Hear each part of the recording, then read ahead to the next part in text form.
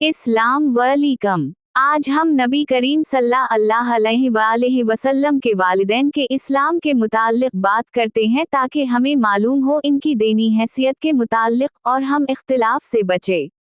अगर अच्छा लगे तो लाइक और सब्सक्राइब करें। नबी करीम सल्लल्लाहु अलैहि वसल्लम के वालिदैन के ईमान के बारे में उलमा के नज़रियात।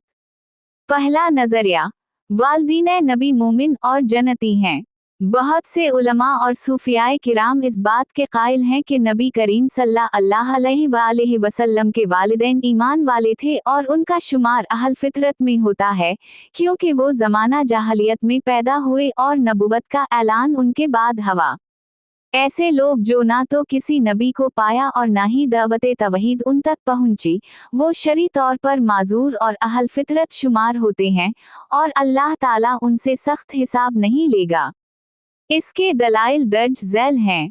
1. खानदानी पाकीज़गी का तसलसल। नबी करीम सल्लल्लाहु अलैहि वसल्लम का नसब पाकीज़ा और तैयब नस्ल से गुजरता हुआ हजरत आदम अलैहिस्सलाम तक पहुंचता है।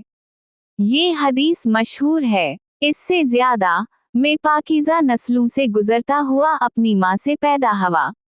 मसनद इमाम अहमद। यानी नबी करीम सल्लल्लाहु अलैहि वसल्लम के आबा वाओ इजदाद में कोई मशरिक या बुत परस्त ना था, बल्कि सब अल्लाह वहदा शरीक ला पर ईमान रखने वाले थे। 2. आयत कुरानी से इस्तिदलाल। इससे ज्यादा वतक़लबक फी अलसाजदीन, सूरत अल-शरा 219। यानी आपका मुंतकिल होना सजदा गुजारों में से हुआ। इससे साबित किया जाता है कि नबी करीम सल्लल्लाहु अलैहि वसल्लम के आबाओ इजदाद और वालिदैन सब मुहद्दीन, अल्लाह के मानने वाले थे। 3. अलमाए सूफिया और मुहब्बते रसूल का जाविया। सूफी बुजुर्ग और आशिकाने रसूल का मानना है कि नबी पाक सल्लल्लाहु अलैहि वसल्लम के वालिदैन को ईमान और नूर ईमान अता हुआ था और उनका शुमार अहल जन्नत में है। इमाम जलालुद्दीन सैवती रहमा अल्लाह ने इस पर मुस्तकिल रिसाला भी लिखा। मुसालक अल-हनफा फी नजात अलाबा डैश डैश डैश। दूसरा नजरिया, वालिदीन नबी ईमान पर ना थे।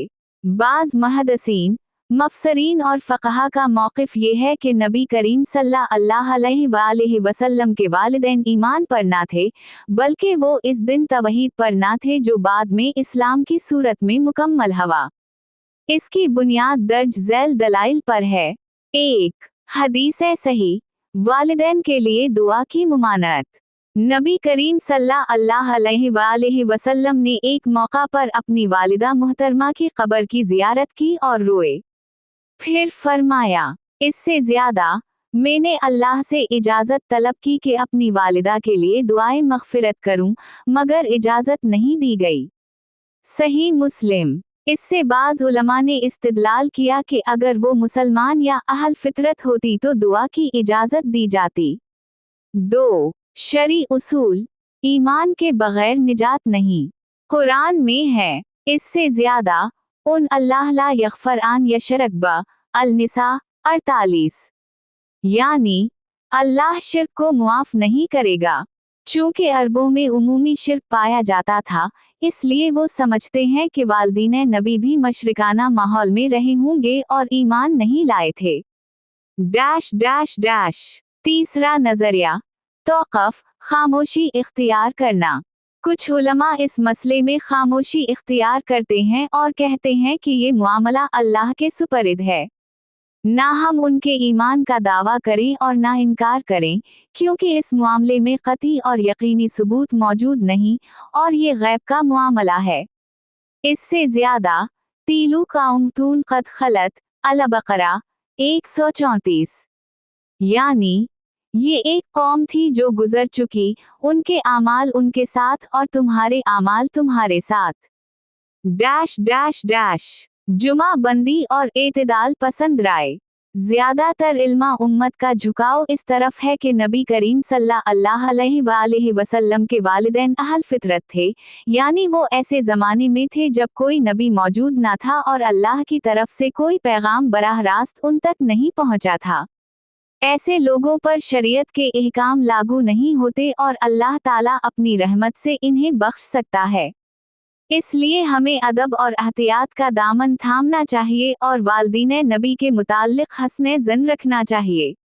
डैश डैश डैश खुलासा डैश डैश डैश हमारी जिम्मेदारी, इस मसले में झगड़ने से बचें, अदब और एहतराम का पहलू इख्तियार करें, वालिदैन नबी के लिए बदगमानी और सख्त अल्फाज से बचें।